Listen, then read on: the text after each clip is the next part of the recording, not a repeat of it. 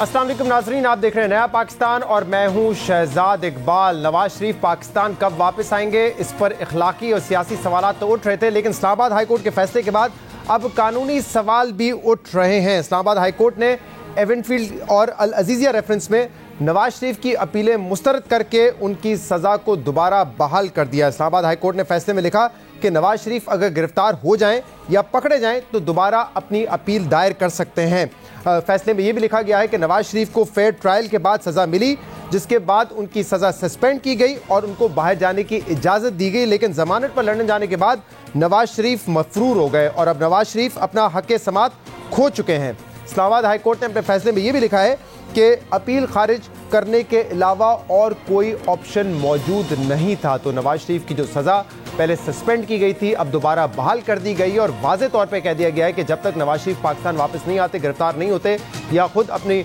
आपको हवाले नहीं करते कानून के, तब तक उनकी अपील जो है वो नहीं सुनी जाएगी, क्योंकि हक़ समात वो खो चुके हैं। ये फैसला आने से पहले मरियम नवाज ने नवाज शरीफ की वापसी के हवाले से क्या कहा था, सुनिए। मैडम मियां साहब कब पाकिस्तान आ रहे हैं? इंशाल्लाह बहुत जल्दी। आप मुझे ये गारंटी दें कि नवाज शरीफ वापस आएंगे, उनको इंसाफ मिलेगा और उनकी जिंदगी को खतरा नहीं होगा, इन कातिलों के हाथ में उनकी जिंदगी नहीं होगी। मैं उनको शाम की फ्लाइट से बुलाती हूँ। तो मरियम नवाज कह रही थी कि उनकी ज़िंदगी की गारंटी दी जाए, ये गारंटी दी जाए कि उनको इंसाफ मिलेगा तो वो आज शाम की फ़्लाइट से ही वापस आ जाएंगे। इससे पहले कभी ये कहा गया है कि अपनी सेहत की बुनियाद पर वो बाहर गए हैं, कभी ये कहा जाता है कि इंसाफ के तकाजे क्योंकि नवाज शरीफ के लिए इस मुल्क में पूरे नहीं होते अदालतों के जरिए, इसलिए वो वापस नहीं आएंगे। राना सनाउल्लाह साहब PMLN के सीनियर रहनुमा इस वक्त हमारे साथ मौजूद है। राना साहब, बहुत बहुत शुक्रिया वक्त देने के लिए। पहले तो इखलाकी सवाल उठते थे, सियासी सवाल उठते थे कि शहबाज शरीफ ने गारंटी दी थी कि नवाज शरीफ वापस आएंगे, लेकिन वो नहीं आए, मफरूर हो गए। अब तो बाकायदा इस्लामाबाद हाई कोर्ट ने भी कह दिया है कि वो मफरूर हैं और अपना हक़ समात खो बैठे हैं, यानी कि वो जो भी अपील करें उनकी अपील को नहीं सुना जाएगा क्योंकि उनको ये ऑप्शन अब नहीं दिया जा सकता। देखें, जो इस्लामाबाद हाई कोर्ट ने कहा है वो उन्होंने जिस फैसले को रेफ़र किया है, जिस फैसले की बुनियाद पे मियां नवाज शरीफ साहब को सज़ा हुई, वो फ़ैसला जो है वो हमारे अदालती निज़ाम के चेहरे पे बदनुमा दाग है, वो इंसाफ के मुंह पे तमाचा है और वो सारा रिकॉर्ड जो है वो मरहूम जज अरशद मलिक का और उसमें जो उन्होंने इंकशाफात किए हैं वो सारे मौजूद हैं और वो सारे अदालत में भी जो है वो पेश कर दिए गए हैं। मामला ये है कि इसमें कोई शक नहीं कि यहाँ पे इस वक्त इंसाफ की तवक्को जो है वो सिर्फ जहांगीर तरीन को हो सकती है, जुल्फ़ी बुखारी को हो सकती है, आमिर कियानी को हो सकती है, चाहे वो अरबों रुपया लूट के जो है वो लोग अद्वियात को जो है वो 6 गुना महंगा कर दें, मालम जबा वालों को हो सकती है, लेकिन किसी अपोजिशन के आदमी को यहाँ ना इंसाफ की तवक्को हो सकती है, ना उसे रूल ऑफ लॉ के मुताबिक जो है वो प्रोसिक्यूशन जो है वो मिल सकती है। तो जो बात इस सिलसिले में हुई है उसका इस वक्त सिंपल उसका इम्पेक्ट जो है वो ये है कि मियां नवाज शरीफ का फ़र्स्ट अपील का इस्लामाबाद हाई कोर्ट में जो राइट है वो बरकरार है।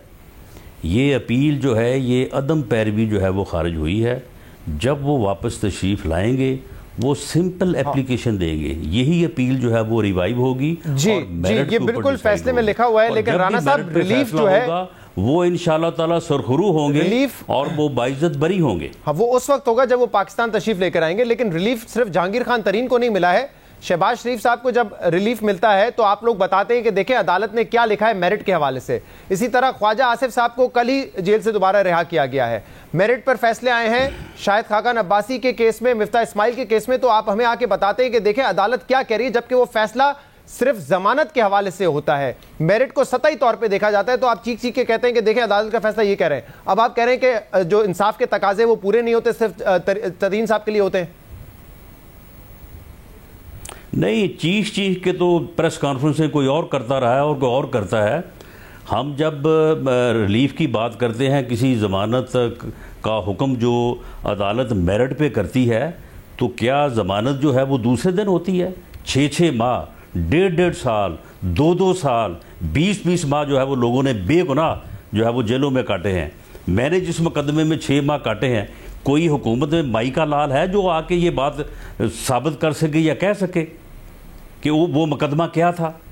यानी जो जुल्म हो रहा है इस वक्त, उस जुल्म का शिकार जो लोग हैं, अगर वो उस जुल्म से वक्ती तौर पे ही सही, ज़मानत की हद तक ही सही, अगर वो जो है वो उससे निजात हासिल करें, तो आप कहते हैं कि ये चीख चीख के कह रहे हैं। हम 6-6 माह जेलों में तो नहीं चीखते, लेकिन राणा साहब, जब 6 माह बाद रिलीफ मिलता है तो इन्हीं अदालतों के जरिए मिलता है ना। ये इनका जुल्म जो है ये बेनकाब हो गया, तो ये फिर हमारा जो है वो चीखना हो जाता है। राणा साहब, ये जो लेकिन जब रिलीफ मिलता है, ऐवानों के ऊपर मुसल्लत हो, जब रिलीफ मिलता है तो इन्हीं अदालतों से मिलता है ना। इनकी चीखें नहीं आपको सुनती।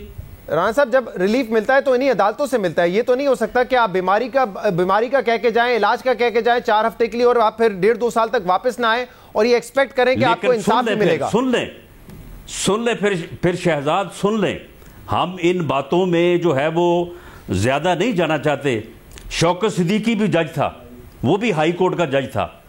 काजी फैज ईसा भी जज है, और वो बाबा रहमत भी जज था। अगर 100 जज हो, 100 अदालत हो, तो हर अदालत इंडिपेंडेंट नहीं होती, हर अदालत जो है वो इंसाफ नहीं दे रही होती।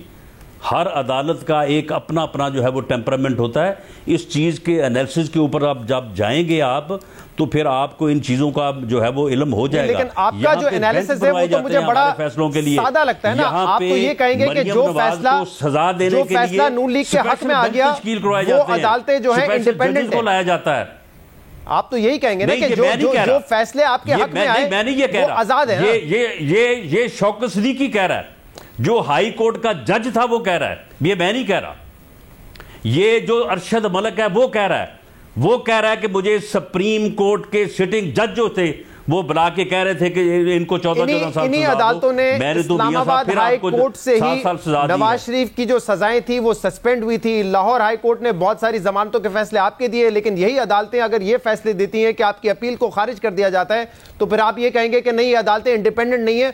वो वाली अदालतें इंडिपेंडेंट है जो हमें रिलीफ देती हैं। मैं नहीं कहता, नहीं, लेकिन मैं नहीं कहता, मैं कहता हूं कि जज कह रहे हैं। तो जज यहाँ पे अगर अपनी बेल ऑर्डर के मुताबिक अगर कहते हैं ना कि जज इस फैसले में ये भी कहते हैं, तो वो जज कह रहा होता है। जज साहब इस फैसले में ये भी कहते हैं कि नवाज शरीफ को फेयर ट्रायल मिला है, बाकायदा जरा हुई है, सवालात हुए हैं, गवाह पेश हुए, उसके बाद ये फैसला आया और उसके बाद ही रिलीफ मिला नवाज शरीफ को, लेकिन वो मफरूर हो गए, वापस नहीं आए। नहीं, लेकिन बात यह है कि ये मेरिट पे फैसला नहीं है, ये फैसला आदम पैरवी पे है।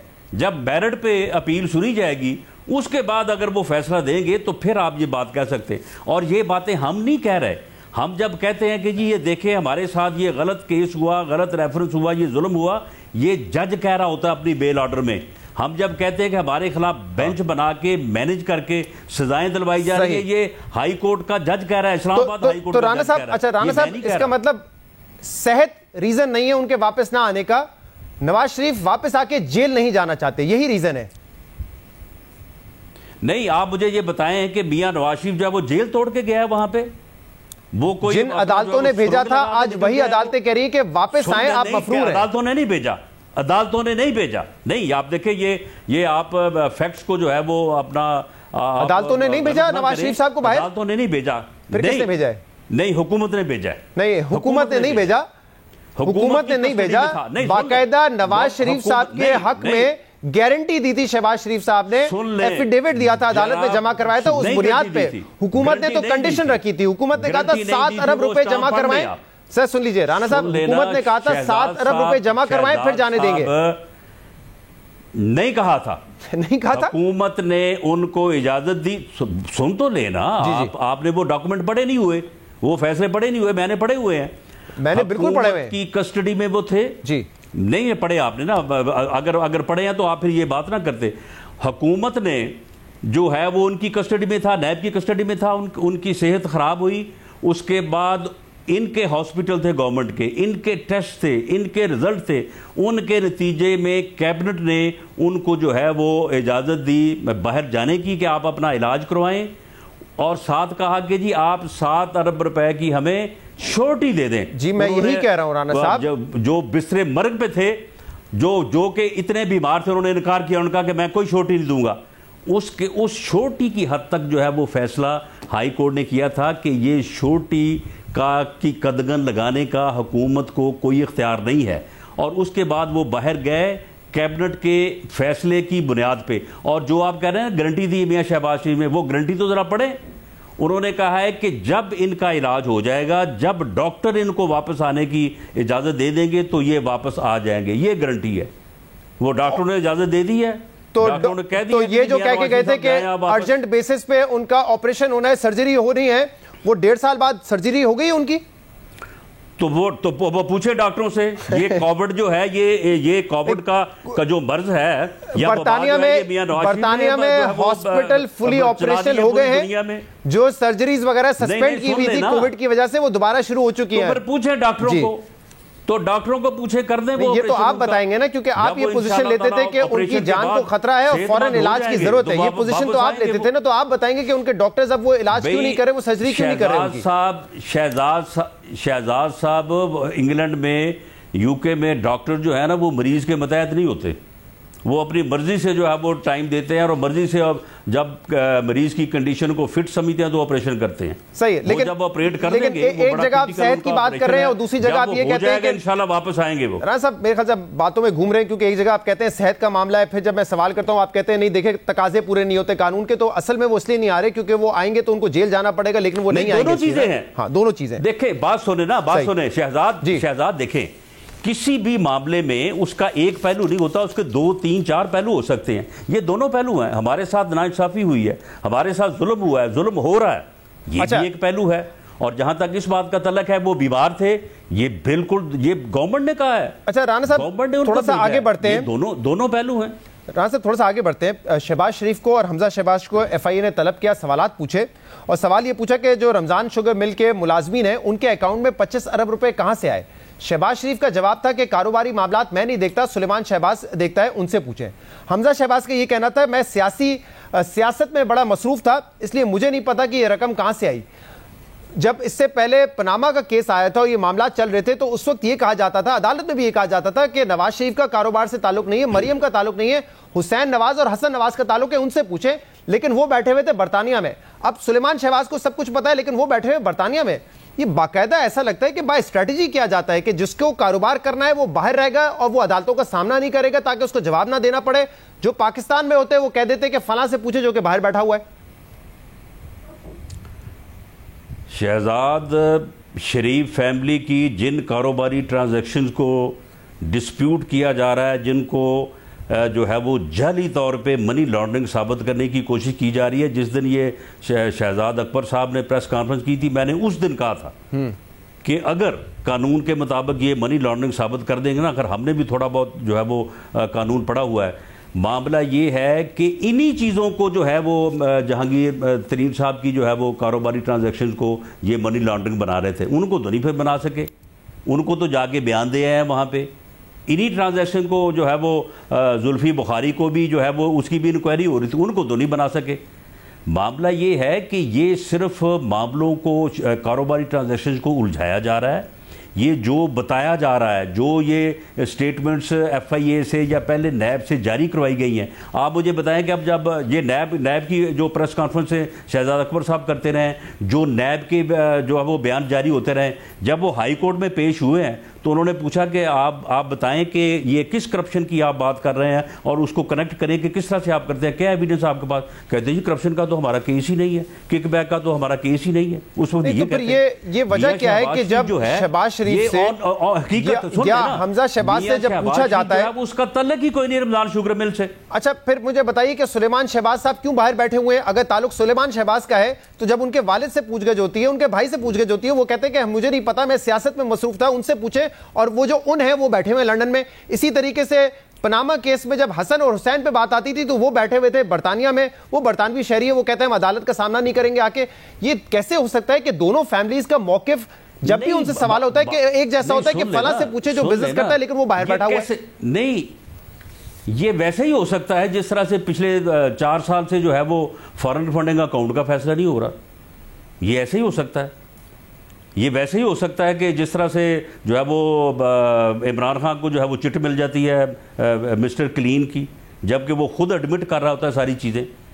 देखिए, ये जो हकायक हैं, ये इस मुल्क में जो हमारा निज़ाम इंसाफ है उसकी ये हकीकतें हैं, और ये वक्त के बदलने के साथ ये हकीकतें जो है वो बदलती हैं।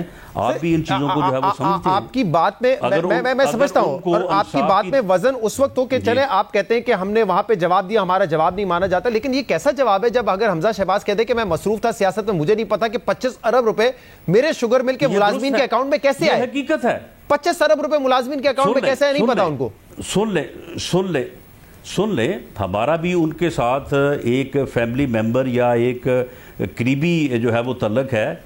ये बात 100% नहीं 1000% दुरुस्त है कि शरीफ फैमिली या मियाँ शहबाज शरीफ फैमिली का जितना भी बिजनेस था उसको सिर्फ जो है वो सलमान शहबाज साहब देख रहे थे, और वो मफरूर है। शहबाज शरीफ का या मियाँ शहबाज शरीफ का उनसे कोई तलक नहीं था उनके तो सुलेमान शहबाज साहब सर एक सेकंड, तो अगर उनके कारोबार पे कोई सवाल उठता है, सर एक सवाल सवाल ले लीजिए प्लीज।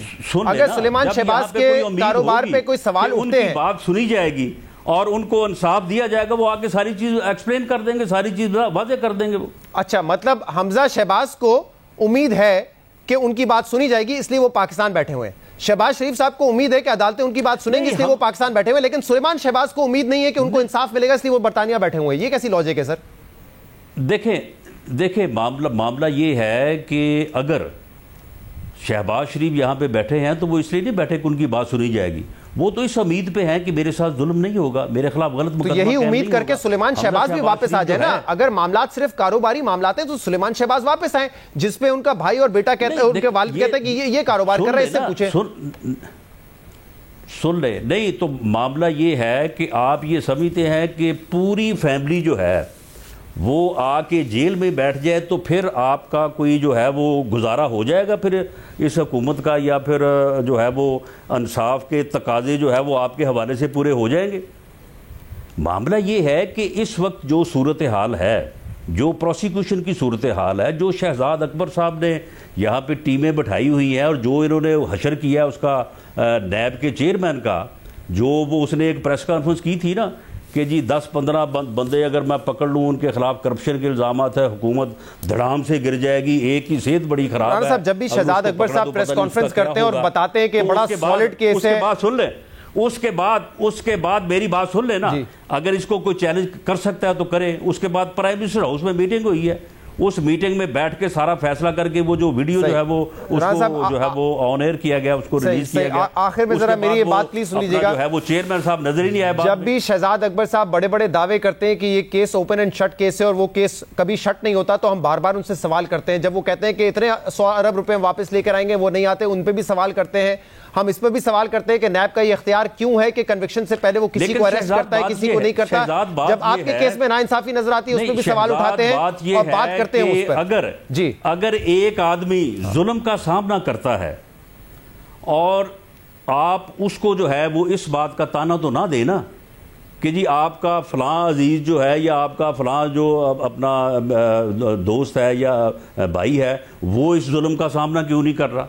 नहीं, क्योंकि उनका भाई और उनके वालिद जिम्मेदारी उन पे डाल रहे हैं कि ये उनके कारोबार है। अगर मनी लॉन्ड्रिंग हुई, अगर 25 अरब रुपए आए तो उनको पता होगा, ये उन पे डाल रहे हैं और वो शख्स बाहर बैठा है। चले डिस्कशन, कोई जिम्मेदारी नहीं डाल रहे, कोई जिम्मेदारी नहीं डाल रहे, ये हकीकत है। ठीक है, बहुत शुक्रिया। उन लोगों को शर्म आनी चाहिए जो। बहुत बहुत शुक्रिया। राना सनाउल्लाह हमारे साथ मौजूद थे, प्रोग्राम में शामिल करते हैं एक ब्रेक, इसके बाद मजीद बात करेंगे। Stay with us.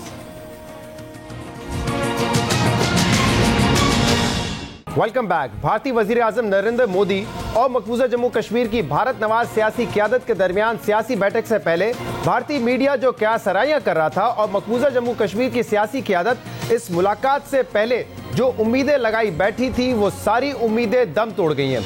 बल्कि नई दिल्ली में होने वाली इस 3.5 घंटे की मुलाकात ने मकबूजा जम्मू कश्मीर के मुस्तकबिल से मुतल्लिक मजीद सवालात और तहफ़्फ़ुज़ात को जन्म दे दिया है। ये बात अहम है कि मोदी सरकार अपने मौक़िफ़ से कुछ हद तक पीछे हटी है। नरेंद्र मोदी ने जिस कश्मीरी क़यादत से मुलाकात की, ये रहनुमा 5 अगस्त के इक़दाम से पहले नज़रबंद थे और इस मुलाकात के लिए रहनुमाओं की नज़रबंदी ख़त्म की गई। मुलाकात में नरेंद्र मोदी ने मकबूजा कश्मीर के 5 अगस्त से पहले वाली पोजीशन को बहाल करने की बात की, लेकिन मोदी सरकार मकबूजा कश्मीर की ख़ुसूसी हैसियत बहाल करने पर फिलहाल राजी दिखाई नहीं देती और मोदी हुकूमत ने मुलाकात में मकबूजा वादी की खसूसी हैसियत बहाल करने के बजाय पहले हल्का बंदियों, फिर इंतखाबात और फिर रियासती दर्जे का नया मंसूबा सामने रख दिया है। नई दिल्ली में होने वाली इस मुलाकात को आज वजीर खारजा शाह महमूद कुरैशी ने ड्रामा करार देते हुए भारत के इस मंसूबे को भी मुस्तरद कर दिया है। जो कल की बैठक थी वो थी गुफ्तन नशिस्तन बर्खास्तन। नशिस्त हुई, हासिल वसूल कुछ न हुआ। ये एक नाटक था। 2 साल में जो जम्मू और कश्मीर पर जबर और तसल्लुत मुसल्लत किया गया, उससे न सिर्फ हिंदुस्तान की साख मुतासिर हुई, मैं समझता हूँ कि वजीर आज़म मोदी की शख्सियत है, उस पर भी बहुत से सवालिया निशान उठाए गए। अपने इंटरनेशनल इमेज को बहाल करने के लिए ये एक कोशिश की गई। वजीर खारजा शाह महमूद कुरैशी वाजे कर रहे थे कि यह बैठक एक नाटक से ज्यादा कुछ नहीं थी। अहम बात यह है कि इस मुलाकात में कश्मीरी हुर्रियत रहनुमाओं को दावत नहीं दी गई थी और सिर्फ उन रहनुमाओं को मुलाकात के लिए नई दिल्ली बुलाया गया था जो भारत नवाज समझे जाते हैं, जिनमें महबूबा मुफ्ती, उमर अब्दुल्ला और गुलाम नबी आज़ाद समेत दीगर रहनुमा शामिल थे। मकबूजा जम्मू कश्मीर की इस सियासी क़यादत को मोदी से मुलाकात से पहले कई उम्मीदें वाबस्ता थी। भारतीय मीडिया में भी ये खबरें गर्दिश कर रही थी कि शायद मोदी हुकूमत मकबूजा जम्मू कश्मीर की 5 अगस्त 2019 से पहले वाली हैसियत को बहाल कर दे।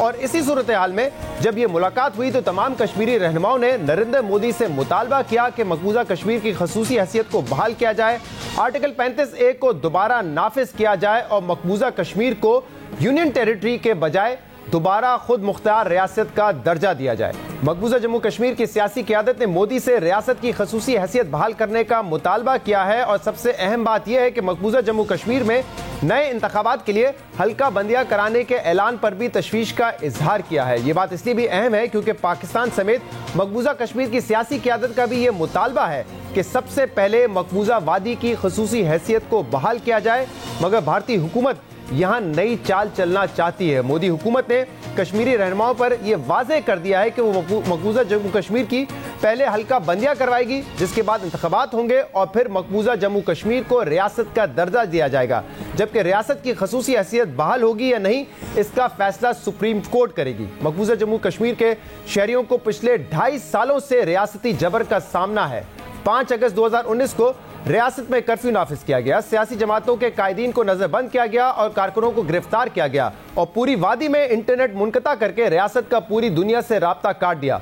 पाकिस्तान ने मकबूजा जम्मू कश्मीर की खसूसी हैसियत की बहाली को मुज़ाकरात से मशरूत कर रखा है, मगर ऐसा होने की उम्मीद कम नजर आती है। इन तमाम इशूज़ पर बात करेंगे, जिसके लिए ज्वाइन किया है पाकिस्तान के वजीर खारजा शाह महमूद कुरैशी ने। शाह साहब, बहुत बहुत शुक्रिया वक्त देने के लिए। कल जो मुलाकात हुई आपने कहा ड्रामा और नाटक के अलावा कुछ नहीं है, इसके पीछे नरेंद्र मोदी की नीयत क्या नजर आती है कि वो कह रहे हैं कि पहले हल्का बंदियां होंगी, इलेक्शन होंगे, इसके बाद रियासत का दर्जा दिया जाएगा। नीयत क्या है आपके ख्याल में इसके पीछे? देखिए, नीयत बड़ी वाज़े है कि 5 अगस्त 2019 के जो इक़दामात थे वो पिट गए। न कश्मीरियों ने कबूल किया, न इंटरनेशनल कम्युनिटी ने कबूल किया, न पाकिस्तान ने कबूल किया, और हिंदुस्तान की जो साख है दुनिया में वो मुतासिर हो गई और उनकी जात पर भी बहुत से सवालिया निशान उठे। और आज आपने देखा कि हिंदुस्तान के अंदर से आवाजें उठ रही हैं कि हमें जो आपके 5 अगस्त के इक़दामात हैं वो कबूल नहीं हैं, हम इनको गैर कानूनी समझते हैं, यकतरफा समझते हैं, हिंदुस्तान के आइन की रूह के मनाफी समझते हैं और हमें कबूल नहीं है। हमारा फुल फ्लेज जो है वो स्टेटहुड जो है वो बहाल किया जाए। ये मुत्तफिक का मुतालबा सामने आया है जी। और शाह साहब, पाकिस्तान की भी यही पोजीशन है कि मुज़ाकरात उस वक्त होंगे जब आप कोई प्लान देंगे 5 अगस्त में जो इक़दामात किए गए थे उससे पीछे हटने के हवाले से। तो कल जो हुआ सब कुछ आपने देखा कि अब सुप्रीम कोर्ट पे छोड़ दिया है कि सुप्रीम कोर्ट अगर 35A या 370 के हवाले से फैसला तो करता है तो करे, मोदी हुकूमत कुछ नहीं करने जा रही। तो अब उम्मीद बहुत कम है कि अगर मोदी हुकूमत रिवर्स नहीं करती तो फिर मुज़ाकरात आगे नहीं बढ़ सकेंगे पाकिस्तान के। देखिए, उन्होंने क्या कहा, जो भारत की सरकार है उन्होंने मुबहिम बात की। उन्होंने कहा हाँ बिल्कुल हम बहाल करेंगे, लेकिन एट एन ऑपर्चून टाइम, यानी कि किसी मुनासिब वक्त पे करेंगे। अब ये तो जिसे कहते हैं ना, ये तो ट्रक की बत्ती के पीछे लगाने के मुतरादिफ है और लोग इसको कबूल नहीं करेंगे। मैं समझता हूं कि कश्मीरी क़यादत जो वहां जो 14 कायदीन वहां गए 24 की बैठक में, उन्होंने 22 को एक बैठक की थी और 22 जून की जो बैठक है उसमें उन्होंने इत्तफाक किया था कि जो हमारा मुत्तफिक का फैसला है वो यही है कि हमारा स्टेटहुड बहाल किया जाए और इससे कम पर हम मुतमईन नहीं हो सकते। तो मैं समझता हूं कि ये मैंने जैसे पहले कहा कि गुफ्तन नशस्तन बर्खास्तन मीटिंग हुई, हासिल वसूल कुछ नहीं हुआ। राइट। एक और इशू अफगानिस्तान के हवाले से है। आप वजीर आज़म बार बार ये कहते रहे कि बड़ी तशवीश है अगर पॉलिटिकल सेटलमेंट नहीं हुआ और यूएस फोर्सेस उससे पहले निकल जाती हैं वहाँ, तो ज़रा बताइएगा शाह महमूद कुरैशी साहब, ऑप्शन क्या है अब पॉलिटिकल सेटलमेंट के हवाले से? अगर तालिबान बात नहीं करना चाहते, वो पावरफुल फील कर रहे हैं, वो अजला पे कब्जा किए जा रहे हैं, तो फिर पॉलिटिकल सेटलमेंट की उम्मीद कैसे रह जाती है इसकी? देखिए, ये सभी समझते हैं कि वाहिद हल और मुनासिब हल जो है वो एक पॉलिटिकल सेटलमेंट है मुज़ाकरात के जरिए। अगर जंग हल होता तो 20 साल में कुछ ना कुछ नतीजा निकल चुका होता और अगर इस पे गुफ्तगू शनीद पे नहीं आते तो हमें जो खदशा है कि अफगानिस्तान फिर किसी एक सिविल वॉर का शिकार हो जाएगा। बहुत नुकसान हो चुका, बहुत मासूम लोग मुतासिर हो चुके और कौम थक चुकी है। अफगानिस्तान के लोग अमन चाहते हैं, अफगानिस्तान की अवाम, क़यादत का मैं कुछ नहीं कह सकता, अवाम जो है वो अमन चाहती है, वो सुकून चाहती है, वो अपनी मामूल की जिंदगी चाहती है।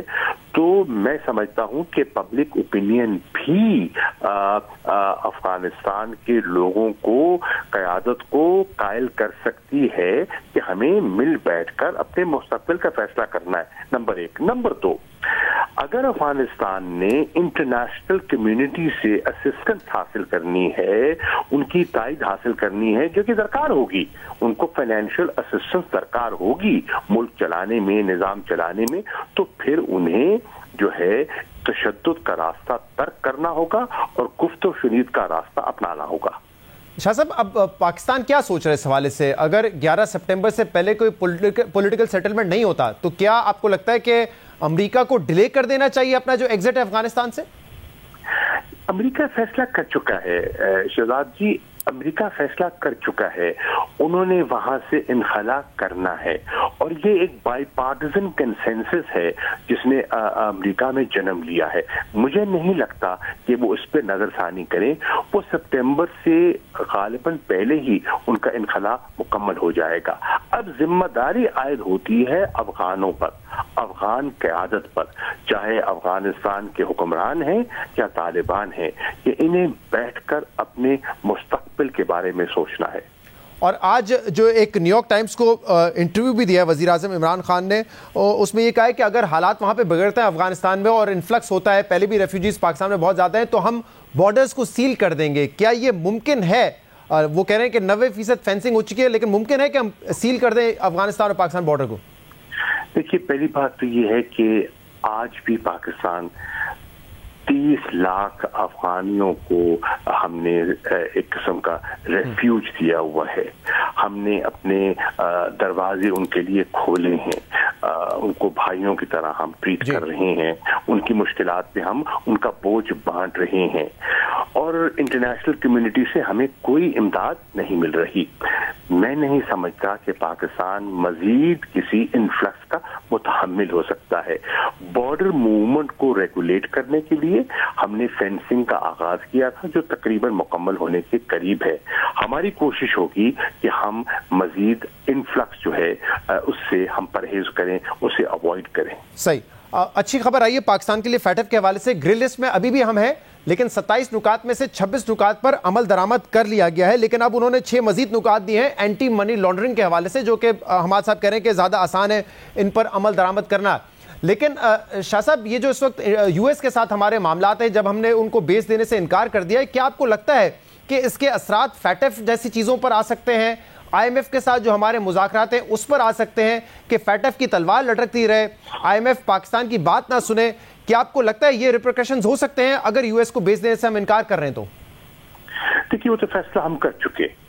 वो तो हम फैसला कर चुके और मुल्क के मफाद को सामने रखते हुए हम फैसला कर चुके। ठीक, अब एक नंबर 2, हम ये फैसला भी कर चुके कि मनी लॉन्ड्रिंग को उसका तदारुक और टेरर फाइनेंसिंग को चेक करना हमारे अपने मफाद में है। दुनिया जो भी कहे, फैटफ जो भी कहे, पाकिस्तान का मफाद क्या कहता है? पाकिस्तान का मफाद यही कहता है कि मनी लॉन्ड्रिंग नहीं होनी चाहिए, टेरर फाइनेंसिंग की हौसला शिकनी होनी चाहिए। तो हमने अपने मफादात को भी सामने रखते हुए आगे बढ़े हैं।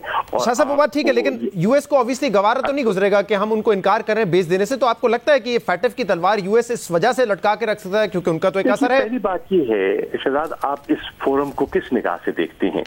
ये टेक्निकल फोरम है। अगर ये टेक्निकल फोरम है तो मैं पहले अर्ज कर चुका कि पाकिस्तान ने जो पेशरफ्त हासिल की है इन 2-2.5 सालों में, ये इसकी मिसाल नहीं मिल सकती। इन्होंने हमें 27 एक्शन पॉइंट्स दिए थे, 26 का अपने मुंह से एतराफ कर रहे हैं हम मुकम्मल कर चुके हैं और 27 पे भी हम आगे बढ़ चुके हैं। अब अगर तो ये टेक्निकल फोरम है तो मैं समझता हूं कि पाकिस्तान को आज ग्रे लिस्ट पे नहीं होना चाहिए। अब कुछ ताकतें हैं जो इसको सियासी मकासद के लिए इस्तेमाल करना चाहती हैं। हमें इल्म है, हमें मालूम है कि हिंदुस्तान का क्या रोल रहा है इसमें, लेकिन हम अपनी जुस्तजू जारी रखेंगे और इंशाअल्लाह हमें कामयाबी होगी। बहुत बहुत शुक्रिया। शाह महमूद कुरैशी साहब हमारे साथ मौजूद थे। एक ब्रेक लेंगे, इसके बाद फैटफ का जो आज फैसला है, एलामिया है, उस पर बात करेंगे। Stay with us. Welcome back. FATF ने आज के इजलास के बाद पाकिस्तान को एक बार फिर ग्रे लिस्ट में रखने का फैसला किया है, मगर अहम और खुशाइंद बात यह है कि फैटफ ने पाकिस्तान की दहशतगर्दों की माली मुआवनत को रोकने और मनी लॉन्ड्रिंग के खात्मे समेत दीगर कोशिशों पर इत्मीनान का इजहार किया है। फैटफ के हालिया इजलास के बाद जारी होने वाले एलामिये के मुताबिक पाकिस्तान फैटफ की 27 शराइत में से 26 शराइत पर मुकम्मल अमल दरामद कर चुका है। एलामिये में एफएटीएफ ने पाकिस्तान की पेशरफ्त पर इत्मीनान का इजहार करते हुए कहा है कि पाकिस्तान दहशतगर्दों की माली मुआवनत से मुतालिक आखिरी शर्त को भी जल्द अज जल्द मुकम्मल करे। फैटफ चाहता है कि पाकिस्तान टेरर फाइनेंसिंग से मुतालिक तहकीकात और प्रोसिक्यूशन में अक़वाम मुत्तहिदा की जानिब से दहशतगर्द करार दिए गए तंजीमों की क़यादत के खिलाफ भी कार्रवाई करे। अहम बात यह है कि रवां साल फरवरी के बाद पाकिस्तान को फैटफ की 3 शराइत पर अमल दरामद करना था, जिसमें से पाकिस्तान 4 माह के दौरान 2 शराइत पर मुकम्मल अमल दरामद कर चुका है और उसमें कामयाब रहा है। और सिर्फ फैटफ की 1 शर्त पर अमल दरामद करना बाकी है। वफाकी वजीर हमाद अजहर ने आज इस पेशरफ्त पर कामयाबी का इजहार करते हुए कहा है कि आज पाकिस्तान की कोशिशों का एतराफ़ किया जा रहा है। ब्लैक लिस्ट में जाने का कोई इम्कान नहीं है, बहुत जल्द ग्रे लिस्ट से भी बाहर आ जाएंगे। आज हमारी प्रोग्रेस को एक्नॉलेज किया जा रहा है, अलबत्ता कि अभी ग्रे लिस्ट से निकलने का सफर कुछ बाकी है और अब हम हाई कंप्लायंस के थ्रेशोल्ड्स के करीब हैं फैटफ के इस प्रोग्राम के अंदर। अगला 1 साल हमने टारगेट किया कि अगले 3-4 महीने में जो एक नुक्ता रह गया है 27 में से, उसको भी मुकम्मल करेंगे और जो 7 नुक्ते रह गए हैं मनी लॉन्ड्रिंग के हवाले से, जो दूसरे एक्शन प्लान के हवाले से, उसको भी हम इंशाअल्लाह ताला विद इन 12 मंथ्स कंप्लीट करेंगे। और जब हम ये दोनों एक्शन प्लान कंप्लीट कर लेंगे तो फिर ही हम ग्रे से वाइट में जाएंगे। वफाकी वजीर हमाद अजहर कह रहे थे कि पाकिस्तान ने दहशतगर्दों की माली मुआवनत रोकने से मुतालिक अहम इकदाम किए हैं। फैटफ का जो पहला एक्शन प्लान था वो बहुत मुश्किल था, जबकि आज मनी लॉन्ड्रिंग के खात्मे से मुतालिक जो एक्शन प्लान दिया गया है वो इसके मुकाबले में आसान है। और जब पाकिस्तान इन दोनों एक्शन प्लान पर मुकम्मल अमल दरामद कर लेगा तो पाकिस्तान ग्रे लिस्ट से भी बाहर आ जाएगा। आज के प्रोग्राम में इतना ही। शो से इजाजत दीजिए। अल्लाह हाफिज।